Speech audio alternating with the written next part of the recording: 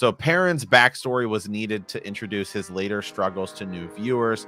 And while COVID caused major rewrites, the scene in episode 8 with Padon Fane was diverted to Perrin in a way that perfectly sets up his journey in season 2. So yeah, we've talked about the idea of having a wife. I think some people didn't like it. You know, you could have had Master Luhan. I think you could have had Master Luhan and it been the same. I think though him having the wife then can tie into the Egwene bit and make it seem a little bit bigger before we get to, I guess, Fael is the reasoning there. And they say, well, let's get rid of Master Luhan and give Perrin a wife. Right. I'm not opposed to it. I kind of liked it. I'm also totally fine with people not liking that he had a wife and having it be Master Luhan, because I get it. But I'm not. It's just one I'm totally indifferent on. It's of all of the things that we've had I had issues with in the season. That was not really one of them for me.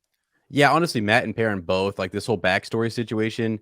Talk about their struggle. I mean, again, I'm also a book reader, so I know those characters really well and everything. I think from Rafe's point of view and just going off of like feedback, what needs kind of bulked up and what's good for a larger show audience, they felt like they needed to get them right away connected to Perrin and connected to Matt, because in episode 1 we are instantly, there's emotions associated with both, very strong emotions, and so that definitely worked. And I think that's where the show was that episode 1 is it hits you in a lot of the feels, and it's very, very interesting. And I totally understand the episode 8 situation with Fane. I get that with the Barney Harris and COVID and the rewrites. That's understandable, and I don't even know that there's anything they could have done about that. So maybe Padon Fane being there wasn't the plan.